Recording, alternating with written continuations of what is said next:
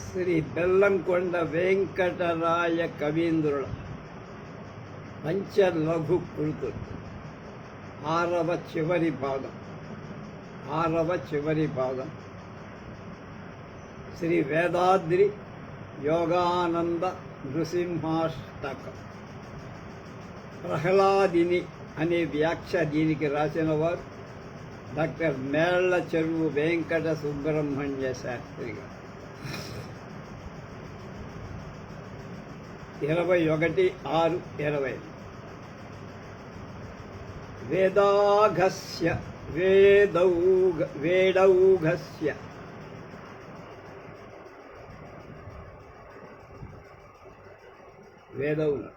వేదౌఘస్య ధరత్మనా స్థితవతః కృష్ణాతటిన్యాస్తటే మూర్ధానం చరణారవిందనఖరైః సూరైరివోద్దీపయన్ వేదాంతస్థితిమాత్మనః ప్రకటయన్ స్వాభీవికీం భాససే యోగానంద నృసింహ తావక పదాంభుజాత భక్తిం దిశా వేదౌఘస్య ధరాత్మనా స్థితవతః కృష్ణాతటిన్యాస్థటే మూర్ధానం చరణారవిందనఖరైః సూరైరివోద్దీపయన్ వేదాంతస్థితిమాత్మనః ప్రకటయన్ స్వాభావికీం భాసతే యోగానంద నృసింహ తావక పదాంభుజాత భక్తిం దిశః.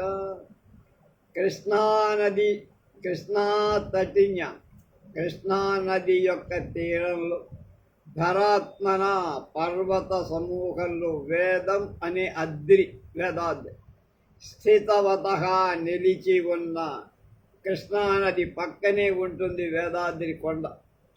వేదౌఘస్య వేద సమూహము యొక్క మూర్ధానం శిరస్సును శిఖరాన్ని చరణారవింద పాదాంబుజాల యొక్క నఖరై గోళ్ల చే సూరైరివా సూర్యులలాగా ఉద్దీపయన్ ప్రకాశింపచేస్తూ ఆత్మనః నీ యొక్క స్వాభావికీం సహజమైన వేదాంత స్థితిని వేద శిరస్సులందని స్థితిని వేదాంతం అంటే అదే కదా ప్రకటయన్ సూచిస్తూ భాసతే వెలుగొందుతున్న అలాంటి యోగానంద యోగజన్యమైన ఆనంద స్వరూపుడమైన నరసింహ తావక నీ పాదాంబుజలలోని భక్తిని దిశ అంటే ఇవ్వు.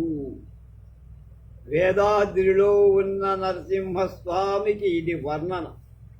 వేదాలే భూమి యందు పర్వత రూపం తాల్చాయి, అందుకని వేదాద్రి. అది వేద వేద్యుడు, వేదాల చేత మాత్రమే తెలియబడగలిగిన వాడు భగవంతుడు. అందువల్ల ఉపనిషత్తులు ఆయనకు నివాస స్థానాలు. ఉపనిషత్తులు వేద శిరస్సులంటాము కనుక వేదాద్రి శిఖరంలో స్వామి నివాసం కనుక వేద శిరస్సులైన ఉపనిషత్తులు స్వామికి ఆవాసం అనే సహజ విషయాన్ని వేదాద్రి క్షేత్రం నిదర్శన రూపంగా మనకు తెలియజేస్తారు. కనుక స్వామి పాదాలు కమలాలు, వాటి నఖాలు సూర్య సమానమైన కాంతి తీక్షణత కలవు. అవి వేదాద్రి శిఖరంలో శిఖరాన్ని వెలిగిస్తున్నాయి.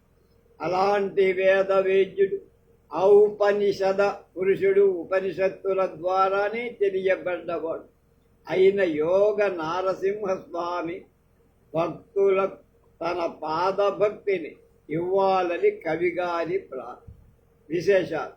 వేదాద్రిలో నరసింహస్వామిని యోగ నారసింహుడు అంటారు. యోగులకు కుంభక కాలంలో మణిపూరక స్వాధిష్టాన చక్రాల ప్రాంతాల్లో కెట్టిల్లుమనేటువంటి ఒక ధ్వనితో ఉద్భవించే అగ్ని జ్వాల ఏదైతే ఉందో అదే నరసింహ స్వరూపమని ఒక యోగీశ్వరుడి యొక్క వివరణ అంటున్నారు మేళ్ల చెరువు. తస్య మధ్యే వహ్నిశిఖ అని మనం పురుష సూక్తంలో చెప్తాం. అలాంటి మంత్రపుష్పంలో దీని గురించి చెప్పదు. వెన్నుబద్దయే స్తంభం, మనకు వెన్నెముక అని స్తంభం. రెండవది త్రిపురాసుర దహనం చేసే శివుడి నారాయణాస్త్రం కూడా యోగ నారసింహ స్వరూపం అది. మూడోది కృష్ణానది. ఈ పదాన్ని బట్టి యమున అంటే పింగళ నాడి ధ్వనిస్తుంది. ఇది సూర్యనాడి. దీని తీరంలో సుషుమ్న అనే నాడి. దాని వద్ద ఉన్న కొండ మేరువు అనబడేటువంటి వెన్నుపూస లేక వెన్ను. దానిలోని సూర్యుడి వంటి నఖ కాంతులు పరమాత్మ యొక్క జ్ఞానం యొక్క అగ్ని పుంజాలే కాంతులే. నీలతోయద మధ్యస్థాద్విద్యుల్లేఖేన భాస్వర అంటాం. భగవన్ నఖాలను చంద్రుడిగా చెబుతారు మామూలు. పద్మపురాణంలో కృష్ణ నఖాలను కాంతి కళికలుగా చెప్పారు. నఖ సూర్యోదయం వల్ల వేదాద్రి ఉదయాద్రితో పోల్చారు. సూర్యుడు ఉదయించే స్థానంతో. సూర్యుడు అని బహువచనం వల్ల ఉదయాద్రి కన్నా వేదాద్రి గొప్పది, ఆధిక్యం ఉంది అని చెప్పటం అన్నాడు కవిగా. పదపద్మ భక్తిని ఇమ్మని అంతకుముందు పద నఖాలను సూర్యుడుగా చెప్పటం వల్ల తన హృదయంలో కోటి సూర్యుల వెలుగు కావాలి అని కోరినట్లు వ్యంగ్యం. తద్వారా తన హృదయంలోని అవిద్యాంధకారం ఎలాగో గట్టిదైపోయింది, ఎంతో గట్టిదైపోయింది. మనోమయ కోశం సర్వ విద్యలకు ఆస్థానం. భక్తి దానిలోనే కలగ. నరసింహ పాదాంబుజాలు దాని యందే నిలవాలి. సర్వ విద్యాస్థానమైన మనస్ వేదస్థానం కూడా అవుతోంది కనుక వేదాద్రిలో ఉన్న నరసింహ పాదాలకు తన మనస్సు వేరొక వేదాద్రి అయింది. దాని శిఖరం అంటే విజ్ఞానమయ కోశం, బుద్ధి, ఇంటలెక్ట్ ఉందే. ఆ బుద్ధి స్థానంలో భగవంతుడి తేజస్సు అంటే చైతన్యం, కాన్షియస్నెస్ అంత వ్యాపించాలి. కనుక బుద్ధింతు సారథిం విద్ధి అని గీతావాక్యం ప్రకారం నరుడికి హరి బుద్ధి స్థానముగాను సారథిగా ఉండటానికి కోరుకుంటు. అలాంటి స్థితిలో వచ్చేదే ఆనందం. మనోమయ విజ్ఞానమయ కోశాలు భగవత్ సాన్నిధ్యంలో అలరారితే ఆనందమయ కోశం సార్థకమవుతుంది. లేకపోతే దానికి ఏమీ ప్రయోజనం లేదు. ఇదంతా శారీరక మానసిక యోగాల వలన జరిగే కార్యక్రమం కనుకనే ఇది యోగానంద నరసింహుడి సాభిప్రాయ ప్రార్థన. నేను సైన్స్ మాస్టర్గా పనిచేస్తూ పెనుగంచిప్రోలో పనిచేస్తాను. ఒక ఏడాది లోపలే. ఆ పనిచేసినప్పుడు అక్కడ యోగానంద నరసింహస్వామి దేవాలయం ఉంది. కొంచెం ఎత్తు గట్టు మీద ఉంటుంది. మెట్లు ఎక్కి వెళ్తాం కష్టమే. చాలా పురాతనం, శిథిలమైపోయింది. అర్చక స్వామి కూడా అప్పటికే చాలా 75 ఏళ్ల వారు పైవారు. భార్య, కొడుకు, కోడలు వీళ్ళంతా స్వామి సేవలు అందులోనే పక్కన కాపురాలు ఉంటూ స్వామి సేవను చాలా బాగా చేస్తారు. శుక్రవారం అనుకుంటాను నా భాగం. ప్రతి శుక్రవారం సాయంకాలం పూజానంతరం స్వామివారికి డోలోత్సవం జరుగుతారు. అంటే ఉయ్యాలలో పెట్టి స్వామివారి కీర్తనలు పాడి నిద్ర పోగొట్టాలి. ఆ తర్వాత మనకందరికీ ప్రసాదాలు పంచుతారు. నాకు వీలైనప్పుడల్లా వెళ్ళి కూర్చునేవాడిని. చాలా ప్రశాంతంగా అక్కడుండగానే వేదాద్రి కూడా చూశాను. వేదక్ష్మాధర మూర్ధభాసుర గుహా మధ్యే నిగూఢం వసన్ రక్షోదంతి పతే హతే రవకృతి తూష్ణీం భవన్ సౌమ్యధీ. బ్రహ్మానందమపారమంతరమితి ప్రశ్నాసి మే శాశ్వతీం యోగానంద నృసింహ తావక పదాంభోజాత భక్తిం దిశ.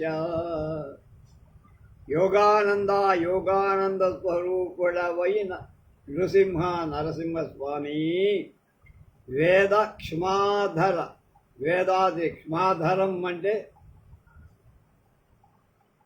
కొండ పర్వతం, అంటే భూమిని ధరించేవి కొండలు పర్వతాలని మన కవి సమయం. కనుక వేదాద్రి యొక్క మూర్ధ శిఖరంలో భాసుర మెరుస్తున్న గుహ మధ్యే, గుహ లోపల నిగూఢం గుప్తంగా వసన్ నివసిస్తూ రక్షోదంతిపతి హిరణ్యకశిపుడనే రాక్షసుడనే గజరాజు హతే వధ వలన అపకృతి చేయాల్సిన కర్తవ్యం లేనివాడే తూష్ణీం భవన్ మౌనంగా ఉండి సౌమ్యమైన బుద్ధి కలవాడై ఇది ఈ విధంగా అపారం అనంతమైన అంతర్గతమైన బ్రహ్మానందాన్ని ప్రశ్నాసి అనుభవిస్తున్నాం.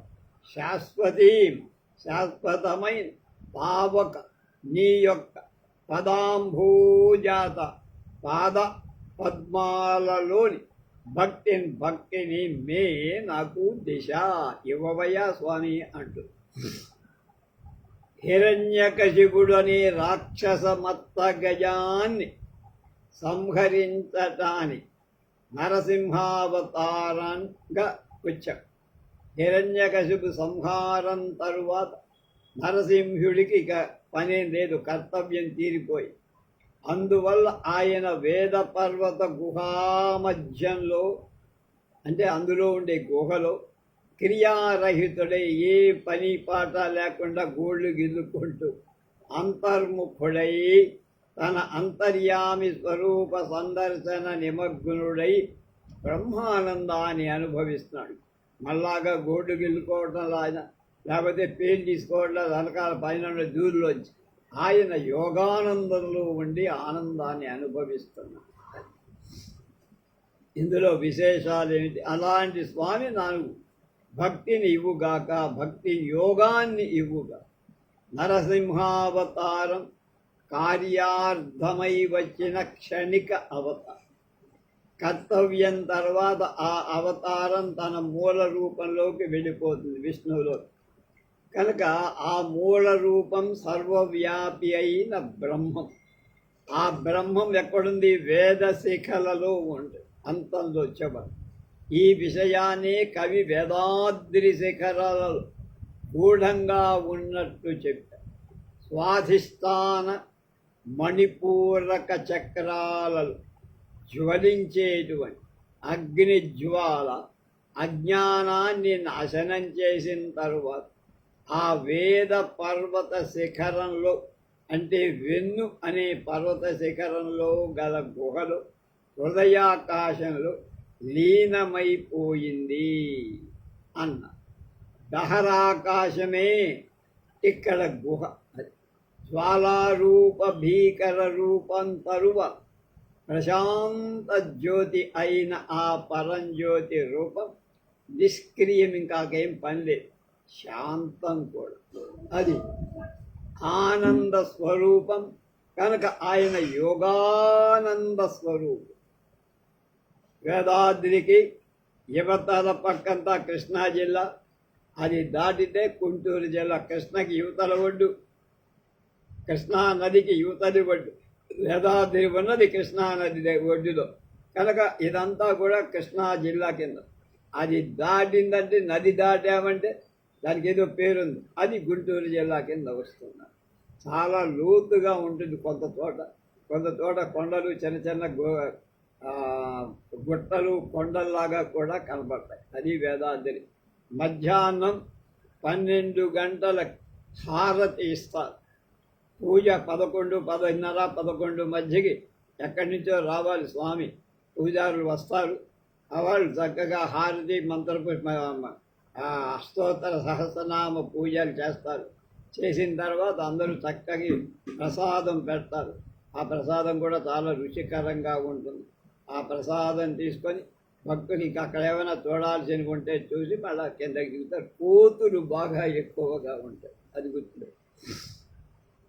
హిత్వా క్రూరతరం నిజం స్వరభరస్యాపి ప్రతీభిప్రదం రూపం సౌమ్యజనావనాయ వేదదత్శాంతం తదేవం విధం దృష్ట్యూణాం చతురర్ధదో విజయతే మౌనేన మే శాశ్వతీం యోగానంద నృసింహ తావక పదాంభూజాత భక్తిం దిశ దిశ అంటే ఇవ్వు అనర్థం. హిత్వా క్రూరతరం నిజం స్వరభరస్యాపి ప్రతీభిస్పృతం రూపం సౌమ్యజనావనాయ విదధత్ శాంతం తదేవం విధం దృష్ట్యూణాం చతురర్ధదో విజయసే మౌనేన మే శాశ్వతీం యోగానంద నృసింహ తావక పదాంభుజాత భక్తిం దిశ. యోగానంద యోగ సంబంధమైన ఆనంద స్వరూపం కల నృసింహ నరసింహ స్వరభరస్యాపి దేవతా సంఘం కూడా ప్రభీతాప్రదం అంటే బిక్కిరి భయంకరమైన క్రూరతర అత్యంత క్రూరమైన నిజం నీదైన రూపం అంటే నృసింహ రూపుణ్ణి ప్రచండ స్వరూపాన్ని హిత్వా వదలి సౌమ్యజన సౌమ్య స్వరూపంగా భక్తుల యొక్క అవనాయ రక్షణ కోసం తత్ ఆరూప ఏవం విధం ఇటువంటి శాంత స్వరూపం విదధత్ చేస్తూ మౌనేనా మౌనంతో దృష్టూణాం దర్శించట చతురర్ధ 4 పురుషార్థాలు దహా ఇచ్చేవాడవై విజయసే వెలుగుతున్నావయ్యా స్వామి. మే నాకు శాశ్వతి స్థిరమైన తావక నీ యొక్క పదాంభూజాత పాద పద్మాలలో భక్తిని దిశ ఇవ్వవయ్యా స్వామి అని. హిరణ్యకశిపు సంహారానికై అవతరించిన ఘోర వీరావతారమే నృసింహస్వరూపం. ఆ స్వరూపాన్ని దగ్గరకి వెళ్ళటానికి అటు దేవతలకు ఇటు లక్ష్మి కూడా కంపం వచ్చింది, భయం అయిపోయింది, పోసేసుకుంటున్నాడు. దగ్గరికి వెళ్తే ఏం పీక్కు తింటాడు. తన నాథుడే కానీ మహాభయంకర ఉగ్ర రూపంలో. అలాంటి రూపాన్ని నరసింహుడు భక్తుల కోసం శాంతంగా మార్చుకొని ఈ వేదాద్రిలో యోగానంద దీపంగా శాంత జ్యోతిగా వెలుగుతుంది.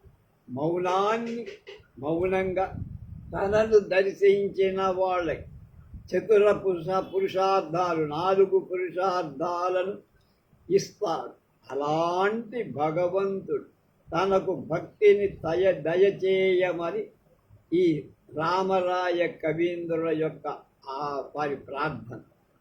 విశేషాలు: నరసింహ రూపం తీవ్ర క్రోధం వల్ల వచ్చి హిరణ్యకశిపుడు ప్రహ్లాదాది మహాభక్తులను బాధించటం వల్ల అతన్ని దహించటానికి వచ్చిన అగ్నిజ్వాల వంటి ఘోరతర రూపం, ఘోరాది ఘోర రూపం కనుక అది సురలకు అంటే దేవతలకు కూడా భయంకరమైపోయి వాళ్ళు కూడా దగ్గరికి చేరుకోలేని స్థితి, నారదాదులు కూడా.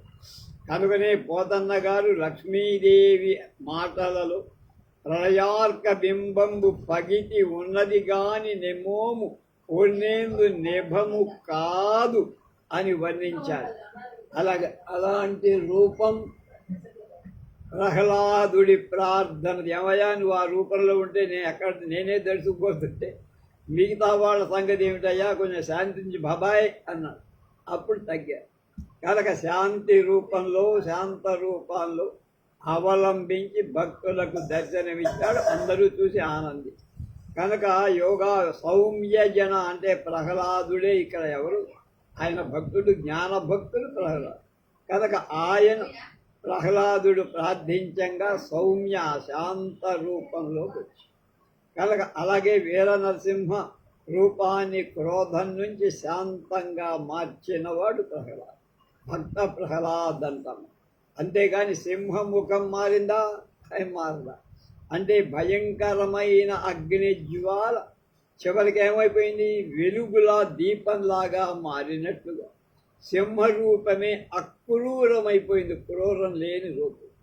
అలాగే మౌనంగా అనే పదాన్ని దర్శించే వాళ్ళకి స్వామికి కూడా అనుభవిస్తుంది. ఆయన మాట్లాడు మౌనంగా, భక్తులు మౌనంగా అక్కడ కూర్చొని అలా దండం పెడితే వాళ్ళ మనసులో ఉండేటువంటి ఎన్నో కోరికలు తీరుతాయి. మౌనంగా అది పని. అంటే నిష్కామంగా కోరికతో ఆ స్వామి దర్శించక నీ మనసులో ఉన్న కోరిక ఆయనకి తెలుసు, ఆయనే తీరుస్తాను, నాకు అది కావాలి ఇది కావాలనేవి అక్కడ యాగి చెయ్యక్కల. కనుక దర్శించిన వాళ్ళ కారణం లేకుండా అకారణంగా ఆయన చతురా పురుషార్థాలను ఇస్తారు. లేదా ఆర్తిగా మౌనంగా అర్థించే వాళ్ళకి అడగకుండానే 4 అర్థాలను ఇస్తా. ధర్మార్థ కామ మోక్ష. తనను దర్శించిన వాళ్ళకి వేరే కామాలు ఉండవు, ఇంకా కోరికలు ఉండవు. ఆయన దర్శించి వాళ్ళకి ధర్మమైన, అర్థమైన, కామమైన, మోక్షమైన అని ఆయనే నరసింహస్వామి. కనుక వారికి అలాంటే మౌనంగా దర్శించేవాడు మౌనులకు తన స్వరూపమైన యోగానందాన్ని ఇచ్చేవాడు అని. ఈయన యోగానందంలే కనుక మౌనంగా ఉండు. భక్తులు మౌనంగా ఆయన్ని ప్రార్థిస్తే మౌనంగానే ఆయన అన్ని ఇస్తారు. మౌనం అంటే ఓరకొండటం, అంటే ఇంద్రియ మనోవ్యాపారం, అంటే నోరు మూసు కూర్చోవటం కాదు. మనస్సులో శరీరంలో ఉండే అన్ని ఇంద్రియాలని అణచి నీ స్వాధీనంలో పెట్టుకోవాలి. సచ్చిదానంద రూపస్థితి పొందమని అర్థం. కనుక ఈ సచ్చిదానంద రూపస్థితిలో దర్శించే వాళ్ళకి, అంటే ఆత్మ అనుసంధానం చేసే వాళ్ళకి సచ్చిదానంద రూపంగా, సచ్చిదానంద రూపం ఎప్పుడు మౌనంగానే ఉంటుంది. మనకి దత్తాత్రేయ స్వామి ఎప్పుడు మౌనంగానే ఉంటారు. ఆయన దగ్గర ఎదురుగా కూర్చుంటే మనకు అన్నీ వచ్చేస్తాయి, జ్ఞానం అంతా. కనుక ఆయన ఏం చెప్పడు, ఏం ఇవ్వడు. చతుర్దశ అంటే 4 పురుషార్థాలను ద అంటే ఇచ్చేవాడు. చతు అంటే 4 పురుషార్థాల యొక్క అర్థమైన నిజస్వరూపాన్ని ఇచ్చేవాడనే అర్థం కూడా లాగారు. ప్రహ్లాదుడు అంటే ఆనంద స్వరూపం, ప్రహ్లంగా ఆనందాన్ని ఇచ్చేవాడు, అంటే అపరిమితమైన ఆనందాన్ని ఇస్తాడు. ప్రహ్లాదుడిని చూస్తేనే, మనకు రోజారమణిని చూస్తేనే సినిమాలో చాలు ఒక ఎంత అమాయకమైన భక్తి పొంగి ఆమెలో ప్రవహిస్తుందో ప్రహ్లాదుడుగా. ఆ రూపాన్ని చూడంగానే మనకి ఈ లోకం కనపడు, అంతా విష్ణుమయంగా కనపడుతుంది. కనుక ఆయన్ని రక్షించిన వాడు నరసింహుడు, ప్రహ్లాదు. ఇద్దరూ కూడా ఆనందులే, ఆనందాన్ని అనుభవించారు. ఆనంద స్వరూపుడైన జీవుడే ఆనంద స్వరూపుడైన భగవంతుణ్ణి దర్శించి, ఆనంద స్వరూపుడైన జీవుడవుడు ప్రహ్లాదు. ఆయన ఆనంద స్వరూపుడైన భగవంతుడైనటువంటి నృసింహస్వామిలో ఉండే పరబ్రహ్మాన్ని చూశాడు. కనుక దీనికి కారణం ఏమిటి? దానికి కారణం భక్తి. కనుక అలాంటి భక్తి నాకు ఇవ్వవయ్యా అని దబాయించి కోరుతున్నారు రామరాయక. 4వ శ్లోకం. గూఢం క్వాపి గుహాతలే నిజపదం దుర్దర్శమజ్ఞానినాం మత్వారూపమిదం బిభర్షి కృపయా జీవేషు లీలావశాత్ దృష్ట్యేవాచ పలాయతే క్వచన నః తాపత్రయం బ్రహ్మవత్ యోగానంద నృసింహ తావకపదాం భూజాత భక్తిం దిశః. గూఢం క్వాపి గుహాతలే నిజపదం దుర్దర్శమజ్ఞానినాం. మత్వారూపమిదం బిభర్షి కృపయా జీవేషు లీలావజాన్ దృష్ట్యేవాస్య పలాయతే క్వచన నః తాపత్రయం బ్రహ్మవత్ యోగానంద నృసింహ తావక పదాంభూజాత భక్తిం దిశ. యోగానంద స్వరూపుడైన నృసింహ నరసింహస్వామి ప్రభు క్వాపి ఎక్కడో గుహాతలే గుహలోపల గూఢం రహస్యంగా ఉన్న నిజ పదం నీ పాదాన్ని నీ స్థానాన్ని అజ్ఞానినాం అజ్ఞానం కలవాళ్ళ దుర్దర్శనం చూడటానికి సాధ్యం కాదు కదయ్యా.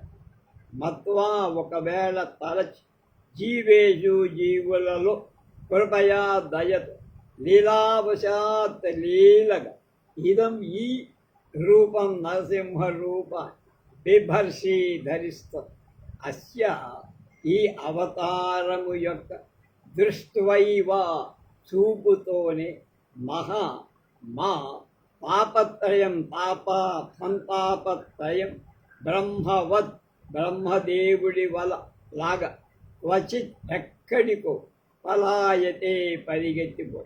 పావక పదాంభోజాత నీ పాద పద్మాలలోని భక్తి దిశ యువవయా అని తాత్పర్యం. సర్వవ్యాపి అంతర్యామి అయిన భగవంతుడి నివాసం స్వరూపం ఎంత తమలోనే ఉన్న అజ్ఞానులకు అందదు. అందువల్ల అలాంటి జీవుల మీద దయతో వాడు హృదయంలోంచి తెలుసుకోలేకపోతున్నారు. అయ్యో పాపం అజ్ఞానం లీలామాత్రంగా ఈ విచిత్ర విలాస నరసింహ రూపంలో హరించి వాళ్ళని అనుగ్రహిస్తున్నారు స్వామి యోగానంద రూపుడుగా. ఈ రూపాన్ని చూస్తే చాలు బ్రహ్మాది దేవతలైనా పరిగెత్తుకొచ్చేస్తారు. అలాంటి రూపాన్ని చూసి నా తాపత్రయం బ్రహ్మలాగా పారిపోయి కనుక నీ భక్తికి అర్హుడను నేను, భక్తుడిగా నన్ను అనుగ్రహించు అని రామరాయ కవి కోరారు. విశేషాలు. గుహ అంటే శరీరంలోని దహరాకాశం. వేదంలో ఉపనిషత్తుల్లో రహస్యమైన వన, ప్రపంచంలో దుర్లభమైన భగవంతుడి స్థానం, అంతర్యామి స్థితి అంటే. ఈ అవతారాన్ని చూస్తే తాపత్రయాగ్నులన్నీ పారిపో అనటం వల్ల తాపత్రయమనే మత్త గజం అని ఊహించాలి. బ్రహ్మ అంటే నరసింహావతారాన్ని చూసి దేవతలు కూడా భయపడినట్లు వర్ణించాడు కవి. అలాగే ఆ రాక్షసులకు అలాంటి వరాలు ఇచ్చిన అపరాధవరు బ్రహ్మ కోరంగానే ఇస్తాడు తరుపుడు. అందువల్ల భయపెట్టి అమ్మో మన చంపేస్తాడేమో ఏ నరసింహావతారం ఎత్తాడు అని భయపడి పారిపోయాడు. నరసింహావతారాన్ని చూసి పారిపోయినవాడు బ్రహ్మ. బ్రహ్మ పరబ్రహ్మ అంటే పరబ్రహ్మలాగా ఆనంద రూపుడని అర్థం. కానీ ఆ అర్థం ఇక్కడ పనికిరా. వడి అనేది కొద. ఆయన పరబ్రహ్మే. పరబ్రహ్మ. ఈ బ్రహ్మ 4 ముఖాలు. సచ్చిన్మోదమయీ తవాకృతిరియం విజ్ఞానినాం భాసతాం జ్ఞానానందరస ప్రవర్షి ఘనవత్ బాభాస్యతే మదృశాం శృంగారామృతమేతదాసితమలం పాతుం మమే దుర్వ్యయం యోగానంద నృసింహ తావక పదాంభుజాత భక్తిం దిశ. సచ్చిన్మోదమయీ తవాకృతిరియం విజ్ఞానినాం భాసతాం జ్ఞానానందరస ప్రవర్షి ఘనవత్ బాభాస్యతే మాదృశాం శృంగారామృతమేతదాశ్రితమలం పాతుం నమే దుర్జయం యోగానంద నృసింహ తావక పదాంభూజాత భక్తిం దిశ. ఓ యోగానంద నరసింహస్వామి, ఇయం ఈ తవాన్ని ఆకృతి ఆకారం విజ్ఞానినాం జ్ఞానులకు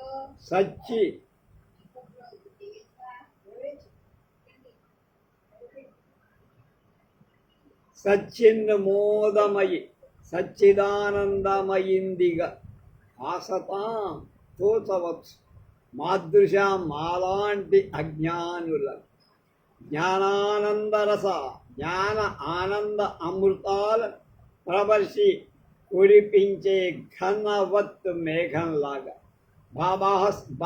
భాష్యతే తోస్తోంది అనిపిస్తోంది భావింపబడుతో ఏతదాశ్రితం ఈ రూపంలో గల శృంగారామృతం శృంగార సుధన్ పాత్వం తాగటానికి మే నా దుర్వ్యయం నేత్రద్వయాన్ని నా అలం చారదు నా కళ్ళు రెండు కళ్ళు చాలవయ్యా తావకాన్ని పదాంభోజాదా పాదద్వయం నందు భక్తిని దిశ ఇవ్వవయ్యా అంట.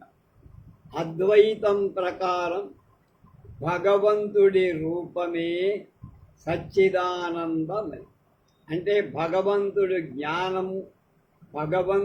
జ్ఞానమే ఆయనే ఆనందం కనుక జ్ఞానం సత్యం ఆనందం అన్నీ కలిస్తే కానీ ద్వైత బుద్ధులైన మా వంటి సామాన్యులకు మాత్రం నువ్వు జ్ఞానం ఆనందాలను వర్షించే మేఘం దాక్కంటావు కనుక అలాంటి నీ దివ్య రూపంలో కనబడి సౌందర్య శృంగారాన్ని తనివి తీరా చూడటానికి నా ఈ రెండు కళ్ళు చాలటలేదు స్వామి కనుక నృసింహ ఈ కళ్ళతో చూసే భాగ్యం వదిలి నీ పాదాలను చేరుకునేటువంటి భక్తి ప్రసాదం.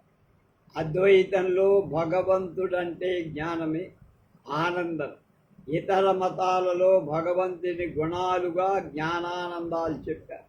మొదటిది జ్ఞానుల మతం, రెండవది అజ్ఞానుల మతం అని కవిభావం అంటే రామరాయ కవి. ఈ కవివర్యుడు శంకర భాష్య విమర్శనం అనే గ్రంథం కూడా రాశారని చెప్పుకున్నాం. అందులో ఈయన అద్వైతాన్ని సమర్థించి విశిష్టాద్వైతం మొదలైన ఇతర మతాన్ని ఖండించేశారు. మేఘం తన గుణం వల్ల జలాన్ని వర్షించున్నట్లుగా నరసింహుడు తన గుణమైన జ్ఞానానందాన్ని వర్షించే మేఘం అంటే ద్వైతవాద పద్ధతిలో ఈ మాట చెప్పారు. మేఘం అంటానికి కారణం హరి మేఘ నీలవర్ణుడు కదా, అందుకని మాదృశం అంటే మాయా దృష్టికి లేక మాయా దృష్టి కలవాళ్ళకనే రెండో ఒక అర్థం వ్యంగ్యం. అఖండమైన నరహరి సౌందర్యాన్ని చూడటానికి మామూలు కళ్ళు చాలవు అని అంటారు. కళ్ళు చాలవని తెలుగు నుడికారం. దర్శించే శక్తి కలగటానికి భక్తి భగవంతుడిని భక్తితో దర్శిస్తేనే ఆ రెండు కళ్ళకి సాధు. భక్తి లేకుండా చూస్తే ఆయన కూడా ఒక రాతి బొమ్మలాగానే. ఆరోది రూపంతే పరిహాయ దివ్యమృతం భవ్యం తదే తత్క్షమే యాతుం నాహమదాపి కర్మవశతో యం తే చోదన యాచే త్వామిదమేకమేవ పసతః యత్ర క్వవా మే పరాం యోగానంద నృసింహ పావక పదాం భోజాత భక్తిం దిశ.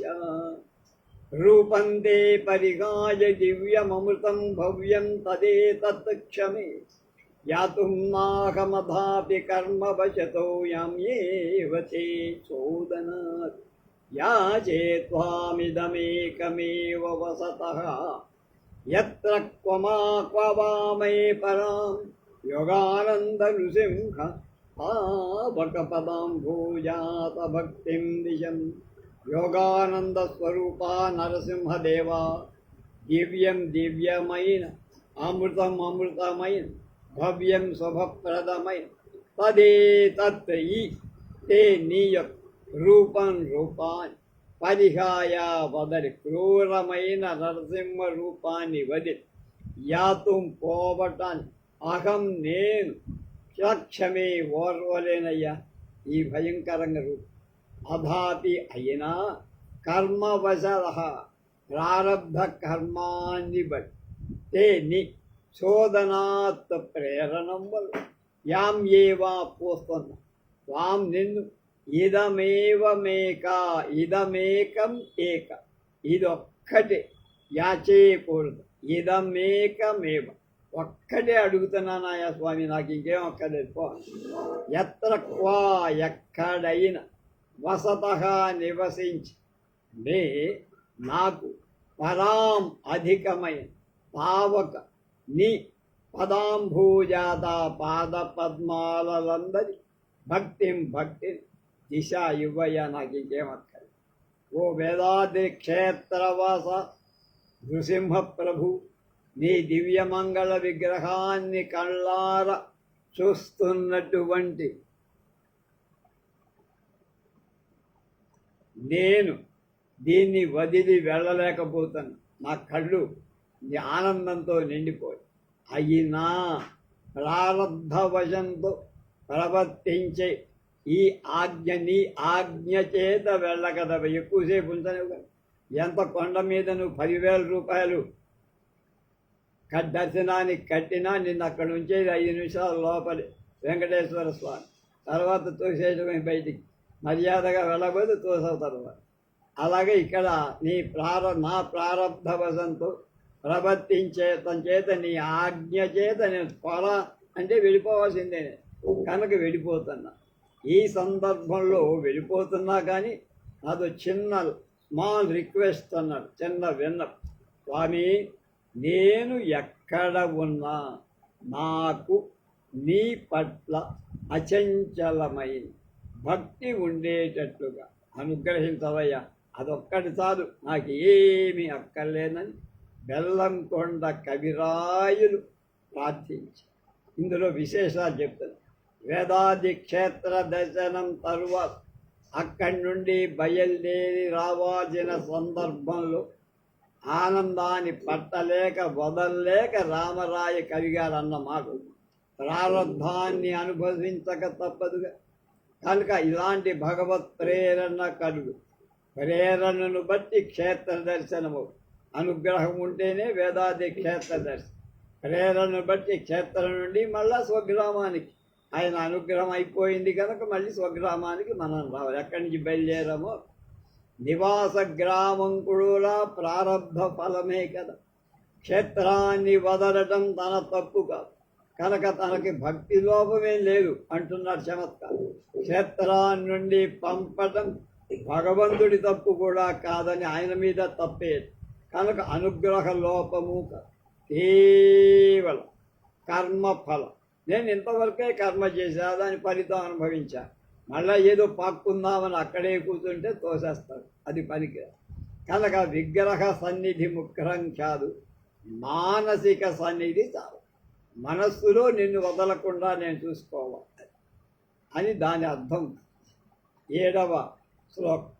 దారాపత్య ధనాది దుర్దమధ్యసగ్రహాది సత్వాకులే కామక్రోధ తరంగ సంకుల మహాముఖా మోహాక్ష పాధూ మయి సంసారీ మమ మజ్జతో జల నిధౌ పాపాగ్ని భీతే తరిం యోగానంద నృసింహ పావక పదాంభూజాత భక్తిం దిశ. మళ్ళా దారాపత్య, దార అపత్యం. దార అంటే భార్య, అపత్యం అంటే సంతానం. దారాపత్య ధనాది దుర్దమధ్యసగ్రహాది నత్వాకులే సత్వాకులే కామక్రోధ తరంగ సంకుల మహామోహాక్ష పాధూమయి సంసారే మమ మజ్జతో జల నిధౌ పాపాగ్ని భీతే తరిం యోగానంద నృసింహ తావక పదాంభూజాత భక్తిం దిశ. యోగానంద స్వరూపుడైన నరసింహస్వామి దార అపత్య ధనాది భార్య బిడ్డలు ధనం ఇల్లు పంప గోడు మొదలైన దుర్దమ అనసరాని శశ అంటే చేప అవి వదిలిపెట్టి పట్టుకుంటే వదిలిపెట్టవు జలగల్లాగా చేపలు, గ్రహాది, గ్రాహం అంటే మొసళ్ళు లాంటి మొదలైన గల సత్వా జంతువుల ఆకులే వ్యాకులమైంది. కామక్రోధ, కామము క్రోపము అనే తరంగా అంటే అలల చేత, తరంగాల చేత సంకుల క్రిక్కిరిసిన మహామోహాఖ్య, మహామోహమనే పేరు గల పాధూమయే నీరు కలది అయిన సముద్రం, పాపాగ్నిభి, పాపత్రయమనే బడబాగ్ని భయంతో సముద్రంలో బడబాగ్ని ఉంటుందని చెప్పాం కదా, ఇదే పొందింది. సంసారే, సంసారమనే జలనిధౌ, సముద్రంలో మధ్యత మునిగిపోతున్న మా తరిం, పడవ దాటించే పడవ అయిన తావ నీ యొక్క పదాంభోజాత పాద పద్మాల ఎంద భక్తి దిశ ఇవ్వవయ్య. వేదాది నరసింహ, నేను సంసార సముద్రంలో మునిగిపోయా, ఏదలేకపోతున్నా మునగలేకపోతున్నా కనుక భార్య పిల్లలు అనేవాళ్ళు మొసలు, కామక్రోధాలు అనేవి తరంగా, మహామోహం అనేటువంటిది అందులో ఉండే సముద్ర జలం, తాపత్రయం అనేది సముద్రంలో ఉండే అగ్ని, బడబాగ్ని, బాడవం అనే ఆడగుర్రంలో ఉండే అజ్ఞానం. ఈ సంసార సముద్రాల్లో ఇవన్నీ నన్ను బాధిస్తున్నాయి కనుక నీ మీద భక్తి నాకు పడవగా చేసి ఆ భక్తి శాశ్వతం అయ్యేటట్టు నన్ను దీవించయ్యా స్వామి, అంతకంటే నాకు ఇంకేమీ వద్దు అని రామరాయ కవి గారి దివ్యమైన భవ్యమైన ఆకాంక్ష. మనకు కూడా అదే కోరిక ఉంది. చివరి శ్లోకం. బ్రహ్మాండే పతనాది దోష కలుషే స్వర్గాదిలోకే క్వవా నాహం స్థాతు మిహోత్సవే తవ పదం భవ్యం విదోషం స్వయం ఆరూఢం ముత్సుహే కరుణయా నిశ్రేణికాం మే పరాం యోగానంద నృసింహ తావక పదాంభోజాత భక్తిం దిశ. మళ్ళ బ్రహ్మాండే పతనాది దోష కలుషే స్వర్గాది లోకే క్వభావాహం సాధుమిహోత్సవే తవ పదం భవ్యం విదోషం స్వయం ఆరోధం పరముత్సహే కరుణయా నిశ్రేణికాం మే పరాం యోగానంద నృసింహ తావక పదాంభోజాత భక్తిం దిశ. యోగానంద స్వరూపుడైన వేదాద్రి నరసింహ, అది వదిలిపెట్టకూడదు. ఇక్కడంతా వేదాద్రిలో ఉండే నరసింహుడే, ఇంకెక్కడో మన ఇంట్లోనో లేకపోతే మన ఊళ్ళో ఉండే నరసింహుడు. బ్రహ్మాండే, బ్రహ్మాండంలో పతనాది పడిపోవటం మొదలై దోషం చేత కలుషే మలినమైన స్వర్గాదిలోకే, స్వర్గం మొదలైన లోకాలలో వవా ఎక్కడైనా ఇహ ఈ భూలోకంలో అయిన స్థాతు ఉండట అహం నేను నా ఉత్సహే నాకు ఉత్సాహలే కనుక స్వర్గాది లోకంలో నేను పుట్టిన భూలోకంలో కూడా ఇక ఉండటం అనేది నా వల్ల కాదయ్యా. ఆ స్వర్గాలు వద్దు, ఈ భూమి నాకు అక్కర్లా, దాని మీద ఉత్సాహం లేదు, నో ఇంట్రెస్ట్ అంటనే పరం. కానీ విదోషం నిర్దోషమై భవ్యంలో అంటే నీలో ఏ రకమైన లోపం లేదు, అలాంటి లోపరహితమైన మంగళమైన తవ నీ యొక్క పరం అంటే అన్నిటికీ అతీతమైన స్వయం సాక్షాత్తుగా ఆరూఢం ఎక్కటాని ఉత్సహే ఉత్సాహపడుతున్నా. నువ్వు ఎక్కడుంటే అక్కడ దాకా ఎక్కువస్తాయి. పరాం గొప్పదైన నిశ్రేణికాం, నిశ్రేణి అంటే నిచ్చెన, నిచ్చెన అయిన తావక నీ పదాంభూజాత పాద పద్మాలలోని భక్తి, ఆ భక్తే నిచ్చెన, దాని ద్వారానే నేను పాకి నిన్ను చేరా. ఆ భక్తిని కరుణయా దయతో దిశ ఇవ్వవయ్యా అన్న. బ్రహ్మాండే పతనాదిదోషకలుషే స్వర్గాదిలోకే క్వవ నాహం స్థాతుమిహోత్సవే తవ పదం భవ్యం విదోషం స్వయం ఆరూఢం పరముత్సగే కరుణయా నిశ్రేణికాం మే పరాం యోగానంద నృసింహ పావక పదాం భూయ భక్తిం దిశః.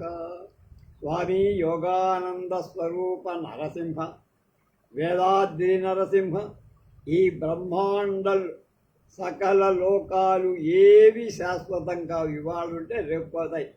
తరంగాల బుడగల్లాంటివి.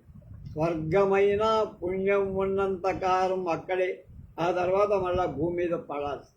పుణ్యమైపోయిన తర్వాత స్వర్గం నుండి జారి భూమి మీద పడాలి. ఈ భూలోకం కూడా అంతే. కనుక ఇలాంటి దోషం లేని భవ్య దివ్య అయిన నీ పరంధామాన్ని చేరాలి అంటే చావు పుట్టుకలు లేని శాశ్వతమైన నాకు స్థైతి కలగా, అది నేను కోరుకుంటున్న అభిలషిస్తా. ఆ సమున్నత లోకం చేరటానికి ఏమిటి నిచ్చెన ఉంది ఒకటి. ఆ నిచ్చెన ఏమిటి? నీ మీద భక్తి. ఆ భక్తి మీద ఆ నిచ్చెన మీద క్రమంగా పాక్కుంటూ నీ దగ్గరికి వచ్చే అవకాశం కలిగి విశేషాలు. ఇది ఒక జ్ఞాని చేసిన మొరం. దీనిలో సంసార వాంఛల్యం, నాకు మంచి భార్య కావాలి, ఉద్యోగం కావాలి, పొలం కావాలి, బుట్ట కావాలి, ధనం కావాలి, సంపద కావాలి, ఇవన్నీ ఏం లేవు. మోక్షాన్ని కూడా ఏం కోరత, కేవలం మోక్ష కారణమైన భగవద్భక్తుని మాత్రం కోరుతున్నాడు. వాడు ఉత్తమమైన భక్తుడు. కారణమేమిటి? దదామి బుద్ధి యోగం తం ఏన మామనుయాంతితే అనే వచనాన్ని బట్టి భక్తికైనా భగవంతుడే కారణం కనుక ఆ భక్తి నిమ్మని ఆయన్నే కోరు. నీకు భక్తుడిగా ఉండాలన్నా, నీలో భక్తి కలగాలన్నా భగవద్ అనుగ్రహంగా, అలాంటి అనుగ్రహం నాకు ప్రసాదం. రహస్యం ఏమిటంటే మోక్షం ఒకళ్ళు ఇచ్చేది కాదు, ఒకడు పుచ్చుకునేది కాదు, ఎవడికి వాడు తెలుసుకొని పొందేది. కనుక జ్ఞానమే దానికి కాదు. జ్ఞానానికి ఏం కావాలి? చిత్తము యొక్క శుద్ధి కాదు. అందుకే భగవత్ ప్రసాదం. ఈ చిత్తశుద్ధి కూడా మామూలుగా రాదు. నువ్వు ఎంత తపస్సు చేసినా ఎవడో ఎక్కడో మెలికబెడదు. అందువల్ల భగవత్తు యొక్క ప్రసాదం కావాలి, ఆయన అనుగ్రహం కావాలి. కనుక భక్తిని ఇవ్వవయ్యా అని కోరుకుంటున్నాడు. అది వస్తే అన్నీ వచ్చేసినట్టే ఆయన ఉద్దేశం. భక్తి అనేది అద్వైత దృష్టిలో జ్ఞానమే. మోక్ష సాధన సమగ్ర్యాం భక్తిరేవ గరీయసి అని రామభక్తి అద్వైతే కనుక ఈ భక్తి జ్ఞానమే. దానివల్ల సోహం, నువ్వే నేను, నేనే నువ్వు అనేటువంటి భేదభావం పోయి అద్వైత భావ జ్ఞానం కలిగి నువ్వులో నేను ఐక్యమైపోతాను అని ఆయన ఎంతో ఆర్తిగా కోరుకున్నారు. ఇది ఏదో 5వ లఘుకృతుల్లో చివరిదైన వేదాద్రి యోగానంద నృసింహ అష్టకం. దీంతో పూర్తి. కనుక ఇది ఈ లఘు అష్టకాల్లో చివరి భాగం, 6వ భాగం. రేపటి నుంచి ఇంకొక స్వామో, ఇంకొక ఆయన, ఇంకొక పుస్తకము, ఇంకొక చరిత్ర అంశము మనం తీసుకున్నాం. స్వస్తి.